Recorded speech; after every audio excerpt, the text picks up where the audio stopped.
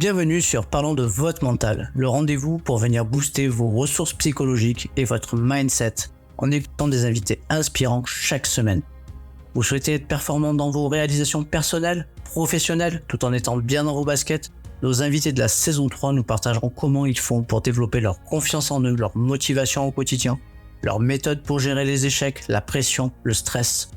Ils témoignent sur leur capacité de résilience et leur détermination pour toujours aller plus loin, plus haut, en restant positif. Abonnez-vous, ce podcast va devenir votre vitamine pour vous doper vous aussi à vous dépasser pour réaliser vos rêves. Et si nous découvrions notre invité du jour? Bonne écoute à toutes et à tous.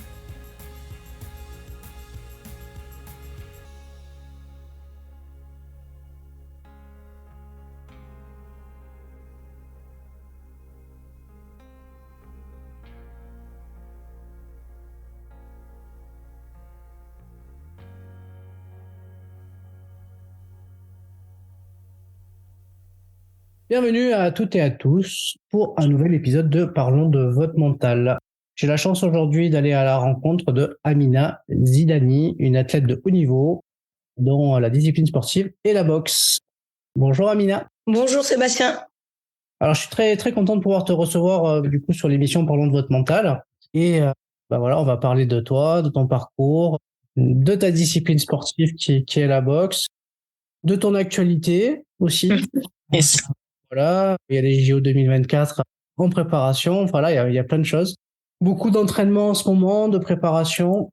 Et puis voilà, on y va. Est-ce que tu pourrais te présenter un petit peu, nous dire un petit peu ton palmarès, comment t'es arrivé à la boxe aussi, ça peut être sympa. Ok.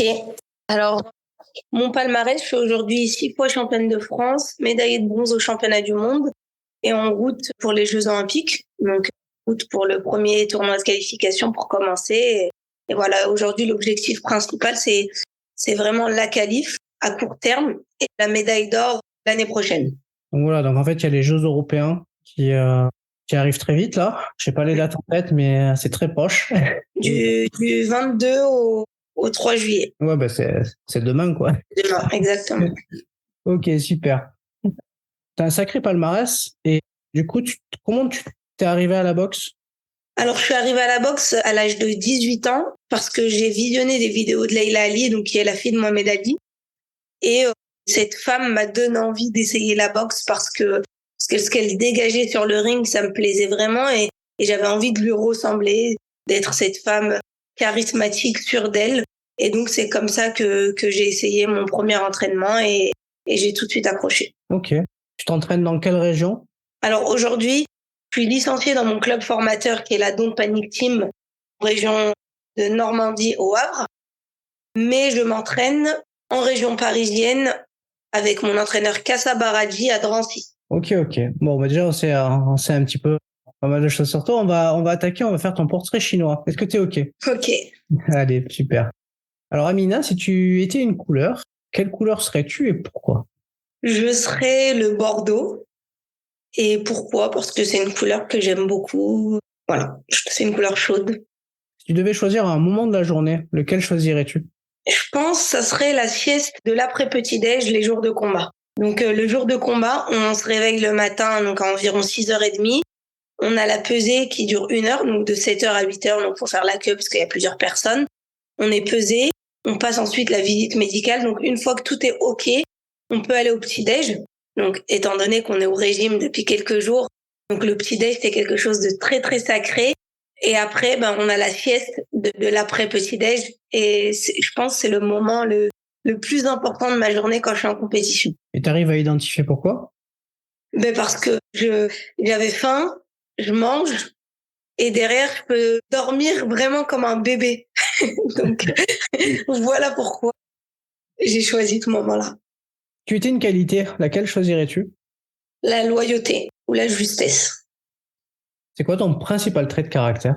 Je pense être quelqu'un de juste. De juste? Ok. Ouais. Si tu devais choisir un objet que tu pourrais emmener de partout, ça serait lequel? Mon téléphone. Ton téléphone? Ok. C'est vrai que c'est un objet du quotidien aujourd'hui qui est devenu indispensable. On l'amène de partout, effectivement. Exactement. Est-ce qu'il y a une citation qui t'inspire et qui que tu as régulièrement en tête, aussi bien dans ton quotidien, éventuellement même quand avant tes combats ou même pendant tes combats? Avant mes combats, non, franchement, j'ai pas forcément.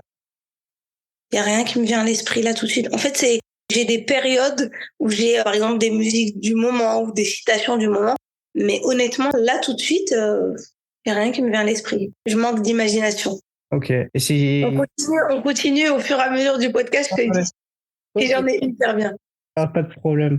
On va parler un petit peu gourmandise, même si on a des périodes on va dire, de surveillance du poids. Si c'était une entrée, un plat et un dessert, tu choisirais quoi? Une entrée du foie gras avec confit d'oignon, sans hésiter. Un plat, oh là là, il y a tellement de choses. Je dirais une lasagne aux fruits de mer que j'ai mangée en janvier dernier quand j'étais en stage aux États-Unis. On allait dans un resto italien où j'ai mangé une lasagne aux fruits de mer. Je pense qu'elle va me marquer à vie, cette lasagne. Faudrait que j'y retourne pour la manger. Et en général, je suis plutôt entrée plat que plat dessert parce que les trois, c'est pas possible. Mais je dirais pour le troisième, je partirais soit sur une brioche perdue ou un fondant au chocolat. Ok, on sait tout. En tout cas, là, il t'a marqué le plat parce que finalement, ça fait quand même 6 mois maintenant. Hein, donc, les papilles s'en souviennent. Les papilles s'en souviennent. Est-ce que tu es plutôt lecture ou plutôt cinéphile? Mais très honnêtement, ça dépend aussi des périodes. J'ai des périodes où je vais beaucoup plus lire et d'autres où je vais regarder des films ou des séries, mais ça dépend. Mais très honnêtement, quand je suis en compétition, l'un ou l'autre, je suis pas trop fan parce que entre les entraînements, on est fatigué, donc je serais incapable de prendre un livre parce que à peine les 2 lignes, je commence à somnoler, et pour les films ou les séries, c'est exactement pareil. Donc je reste un peu sur mon téléphone et puis je pose tout et je dors. Et du coup, si tu devais choisir un livre qui t'a marqué et aussi un film, ça serait lesquels? Alors un livre, c'était l'autobiographie de Ronda Rousey. C'était une combattante de MMA qui a été la première femme à être signée à l'UFC et qui a été la première championne de l'UFC par la même occasion. Et en fait, je suis pas quelqu'un qui lit énormément, mais quand je suis fan de quelque chose, j'ai lu son livre qui était vraiment énorme. En à peine 10 jours, j'étais envoûtée par ce livre. Je lisais toute la journée. J'ai compris les gens qui aimaient la lecture, comment ils arrivaient à passer leur journée à lire. Et c'est ce qui m'était arrivé. Donc, je parlerai de ce livre parce que c'est dans ce livre qu'elle parle de les moments difficiles qu'elle a vécus. Elle a vécu des moments très difficiles dans sa jeunesse. Son papa qui s'est suicidé quand elle était très jeune.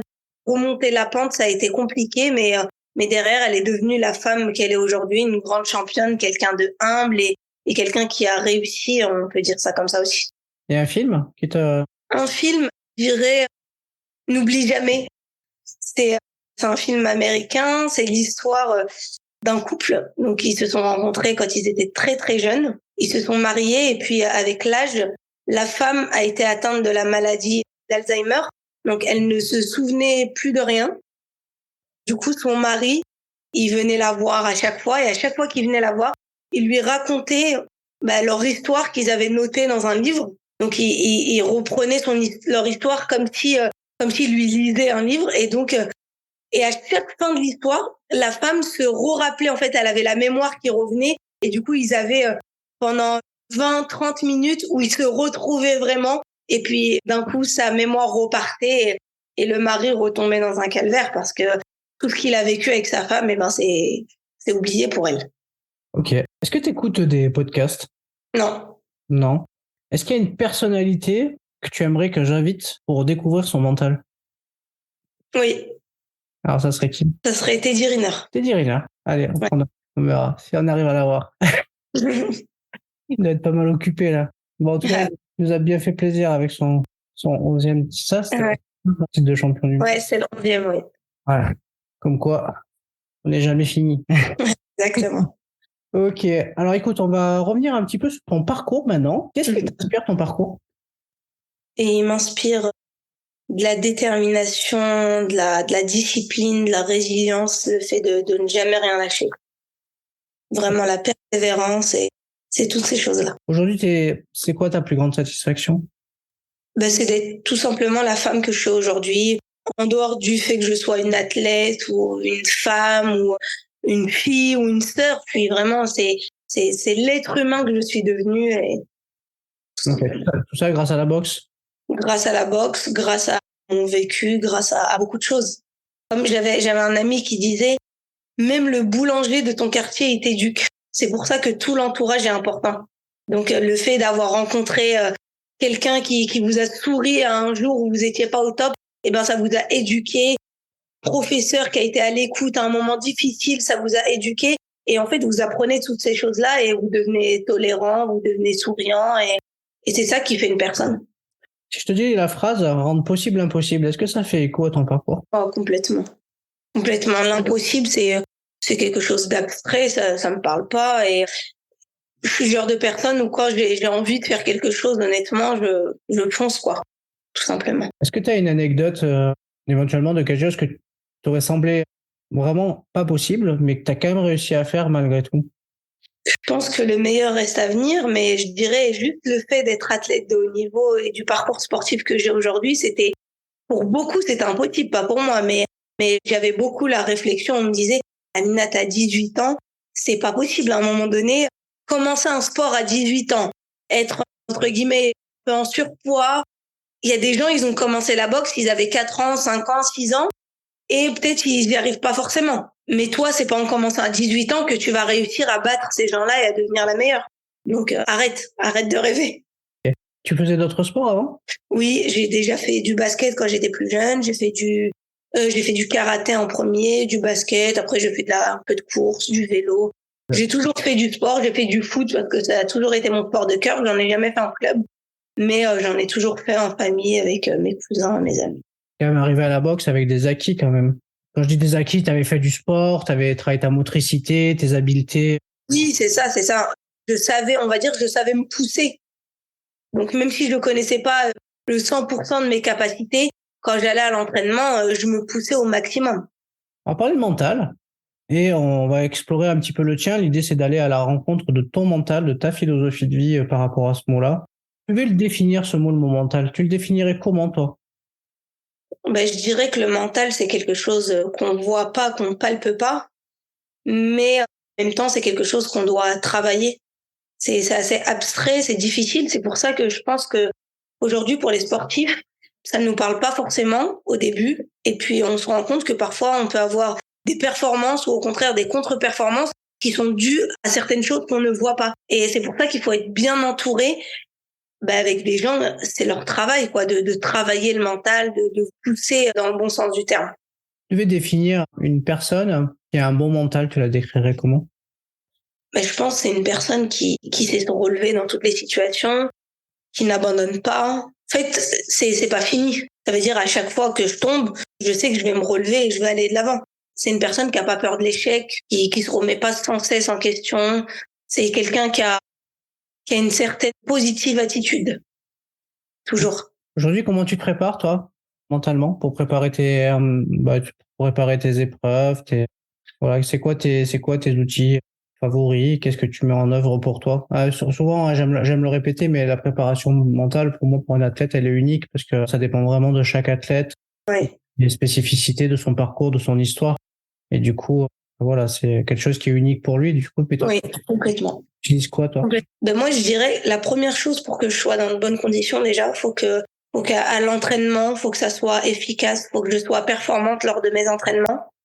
Et ensuite, moi, aujourd'hui, je suis suivie en préparation mentale par monsieur Aurélien Duhart, qui était un grand champion de boxe pied-point à l'époque.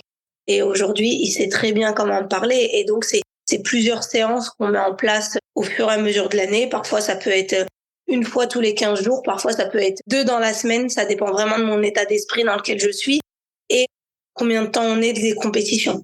Ouais, ça s'adapte beaucoup à tes besoins. Oui, exactement. Tu as un outil préférentiel que tu utilises en dehors des séances? Est-ce qu'il y a quelque chose que tu utilises plus particulièrement? Est-ce que tu as des rituels? Est-ce que qu'est-ce que tu utilises en fait pour toi en fait? Qu'est-ce qui te fait du bien? C'est la respiration. Je fais beaucoup de respiration ventrale avant mes compétitions. Ça fait très très bien redescendre le rythme cardiaque et ça dissipe le stress. Et après, franchement, j'ai pas forcément de rituel.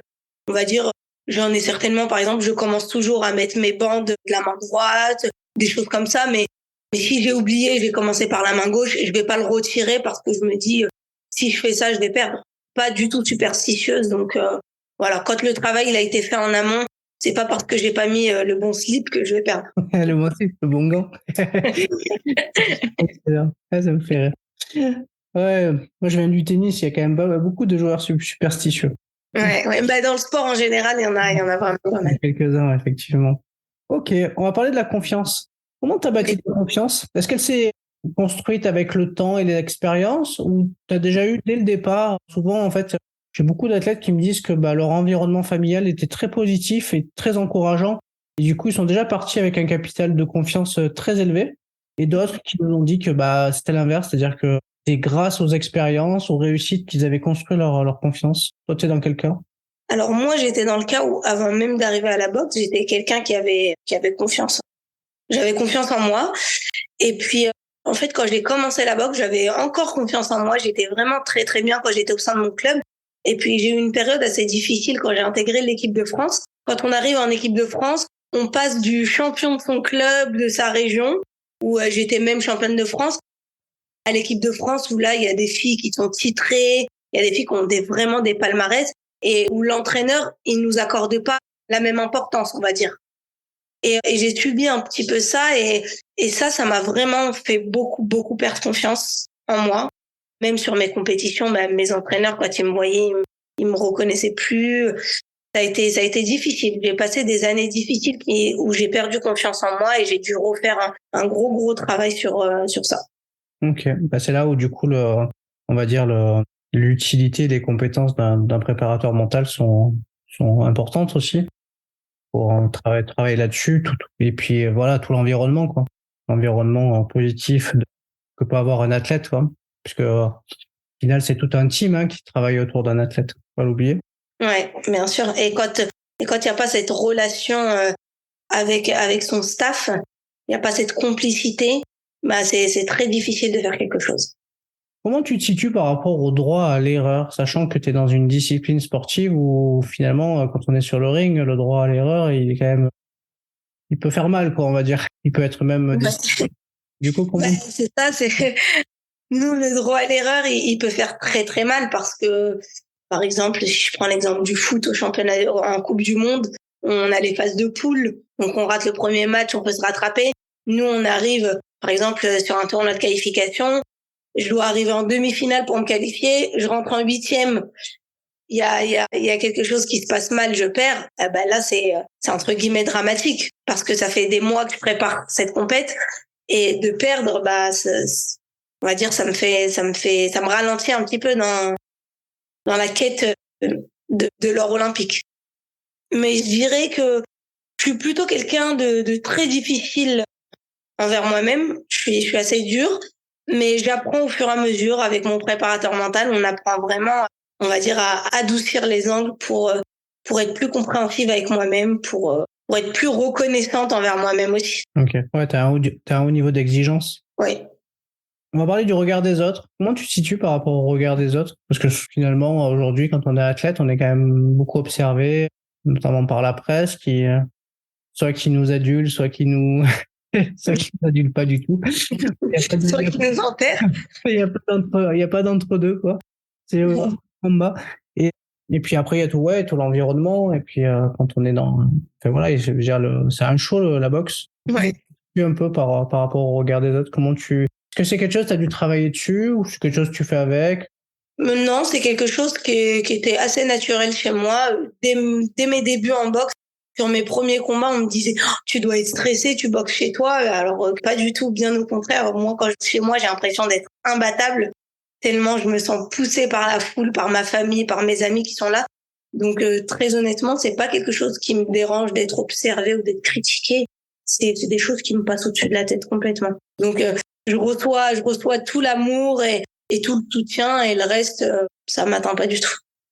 C'est une bonne chose, parce que c'est pas toujours le cas de certaines, pas facile parfois de mettre à distance le regard des autres ou des critiques ou autre chose. C'est jamais simple, mais en tout cas tant mieux.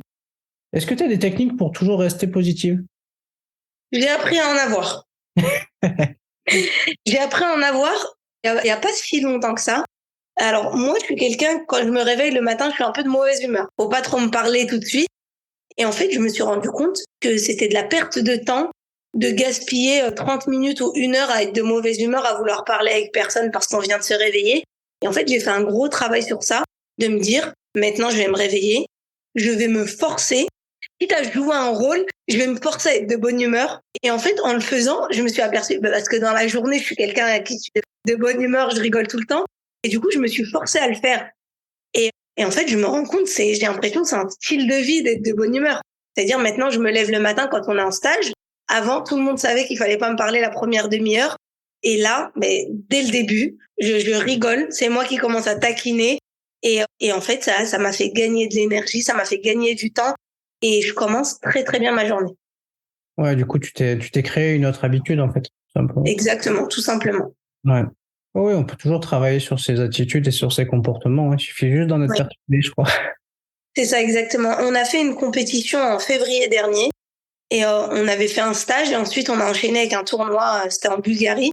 Et ce stage, je voulais pas vraiment y aller parce qu'avec l'entraîneur, on travaillait sur quelque chose de bien précis. Et donc, ça m'embêtait d'aller sur le stage, ça me coupait mon travail avec mon coach. Et donc, quand je suis allée à ce stage, j'étais vraiment de très, très mauvaise humeur. Et ensuite, on a fait la compétition. Donc, je boxe contre une fille qui est classée mondialement. Je fais un combat très, très serré. Et en fait, ça me fait prendre conscience à la fin de mon combat de me dire, mais là, j'ai perdu 10 jours à faire la gueule au lieu de vraiment de vivre l'instant présent, de travailler dans la positivité. Et peut-être c'est ça qui m'a manqué pour remporter mon combat. Et du coup, depuis ce jour-là, c'était en février, je me suis dit, c'est terminé la mauvaise humeur. Donc derrière, une semaine après, on est parti sur les championnats du monde. On a passé très exactement 27 jours en Inde. Ça, c'est quelque chose qui aurait pu me foutre dans une dépression totale parce que j'étais loin de ma famille. Et du coup, à ce moment précis, avant de partir en Inde, je me suis dit, ça va être un super moment. Je vais être de bonne humeur et ça va très bien se passer. Et c'était la meilleure compétition de ma vie. Bon, bah, génial, génial. En plus, ouais, Hélène, c'est pas à côté et puis il y a plein de choses. Ça, on est loin de la famille, donc ça aurait pu être un moment très, très difficile. Oui, et puis il y a c'est un peu comme en Égypte, il y a des habitudes alimentaires aussi à avoir, pour l'eau, pour plein de... Fais attention à ce que tu dis, je pars en Égypte cet été. Non, mais c'est vrai, il faut faire attention, faut prendre des... Oui, bien sûr, on peut pas boire de l'eau. La nourriture, faut faire attention, oui, c'est sûr. Ouais, j'ai pas mal voyagé quand j'étais coach de tennis, donc on en a fait des erreurs, hein, du coup. Donc voilà, quand on part aussi loin, il faut faire, on va dire, une performance. Des fois, il faut faire gaffe à ce qu'on mange et ce qu'on boit dans les pays, parce que du coup, des fois, ça peut être terrible. Ça peut être terrible. J'en garde des bons souvenirs quand même. Ok, on va parler de ta motivation. C'est quoi tes tips à toi pour rester toujours motivé, même si tu te lèves de mauvaise humeur? Je me levais de mauvaise humeur. Pour garder la motivation, très honnêtement, c'est l'objectif. C'est quand on gagne, c'est ça qui fait qu'on est encore plus motivé, ou parfois même quand on perd, ça nous ouvre les yeux sur certains défauts qu'on avait et qu'on se dit il faut tout de suite réparer, il faut corriger. Et donc je suis encore plus motivée à aller m'entraîner. Mais c'est vrai que tous les jours être motivé, si je te disais que j'étais motivée tous les jours, ça serait faux. On va dire la vérité, à un moment donné, il y a des jours où j'ai pas envie d'aller m'entraîner, mais j'y vais quand même parce que je me suis fixé un objectif et que c'est comme ça qu'il faut l'atteindre. Ok. Donc du coup, en fait, ce qui va venir nourrir ta motivation, c'est ton objectif, mais je suppose aussi, du coup, le plaisir d'aller t'entraîner pour l'objectif et certainement d'avoir aussi en tête les progrès que tu effectues pour aller vers cet objectif aussi. Exactement, complètement. Le plaisir d'entraînement, c'est quelque chose qui est important, mais c'est vrai qu'il y a des périodes, il y a des moments où on n'a plus plaisir. C'est dur d'aller à l'entraînement, on n'a pas envie, mais c'est vraiment de rester focalisé sur les bons moments qu'on a passés, sur la progression qu'on a eue et qu'on va encore avoir, et du coup, ça dure jamais très longtemps, ces moments de... Ouais, effectivement. Mais c'est vrai que quand on est athlète, alors moi j'étais entraîneur, donc du coup, mais c'est vrai que souvent le souci de l'entraîneur, du coach, c'est aussi de proposer à un moment donné des entraînements qui restent dans le dur, mais qui restent avec une petite partie de ludique pour challenger un peu. Parce que c'est vrai qu'on répète souvent les mêmes choses au final. Donc, on va dire que l'entraînement peut être routinier, mais c'est pour automatiser des choses C'est ça. Et des choses qu'on n'a pas le choix de faire. Exactement. On va parler de ta gestion des émotions. Du coup, est-ce que tu as déjà connu la pression, le stress à des moments? Et si la réponse est oui, comment tu les gères et qu'est-ce que tu fais pour t'en servir pour être performante? Alors oui, le stress, c'est quelque chose qu'on côtoie tous les jours en tant que sportif de haut niveau. Et quand on est en compétition, encore plus, surtout sur des compétitions majeures. Ça m'est déjà arrivé de passer à côté de combats parce que j'étais trop stressée et en fait, j'ai pas boxé parce que j'étais bouffée par le stress. Mais c'est des choses qui sont arrivées très rarement et que j'ai plus envie que ça se reproduise. Aujourd'hui, avec le préparateur mental, on met vraiment des choses en place pour que ça n'arrive plus et pour transformer ce stress en quelque chose de bon, de bien. Donc, très souvent, avant mes compétitions, le jour de mon combat, j'ai 20 à 30 minutes avec mon préparateur mental avant de commencer à m'échauffer. Donc, je mets mon casque, on échange, on fait un peu de visualisation. Et là, je me lève, j'ai la banane et l'entraîneur, il sait que, que je vais tout casser aujourd'hui.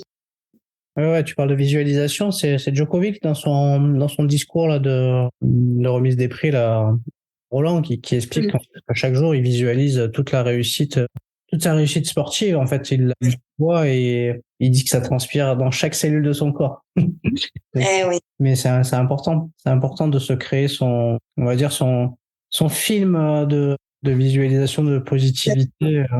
Souvent, ça permet aussi de mettre en place des moyens pour y arriver, de se voir le réaliser. 100% d'accord. Ok, alors, parler de concentration. Alors, c'est vrai que quand on est dans le ring, de toute manière, on n'a pas d'autre choix que d'être focus, je pense, parce que autrement, ça peut être compliqué. Ouais. Mais malgré tout ça, je vais quand même te poser des questions. Comment tu fais pour optimiser ta concentration en combat, en fait? Qu'est-ce qui déclenche cet hyper focus?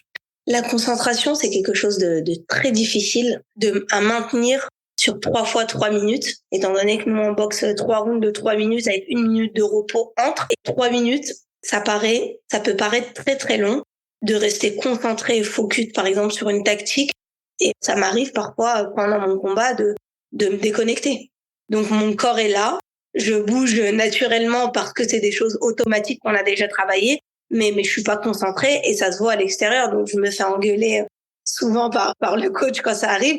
Donc, pareil, on a mis en place des choses avec Aurélien Duhart, mon préparateur mental, sur le fait de dès qu'on sent qu'on sort du combat, qu'on n'est plus là, et ben, on peut dire des mots, des phrases, taper du pied sur le ring un petit peu pour me dire, puis là, c'est ici qu'il faut être concentré.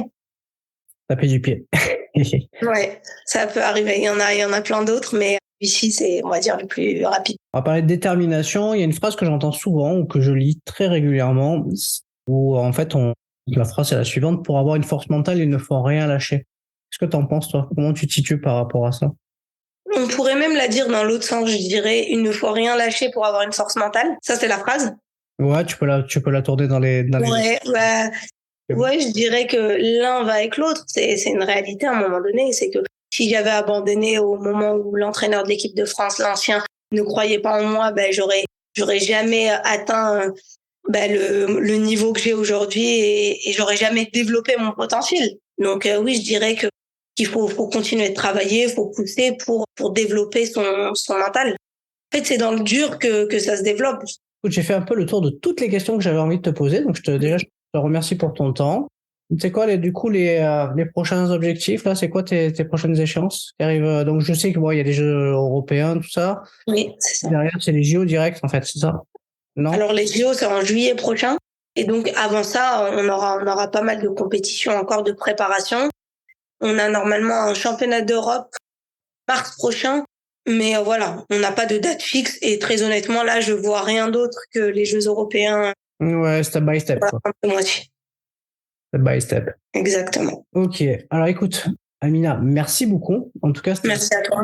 C'est très chouette de pouvoir échanger avec toi, parler un petit peu de toi, de ton parcours, de la dimension du mental qui est très importante dans le domaine du sport, avec tous les autres paramètres de la performance, bien évidemment, hein, la technique, la stratégie, la préparation physique, hein.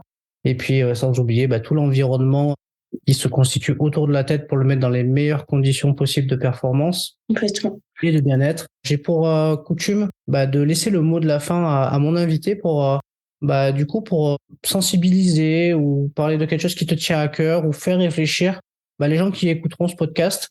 Ouais. Est-ce que tu as quelque chose que tu aimerais partager avec nous qui te tient particulièrement à cœur dans le moment présent?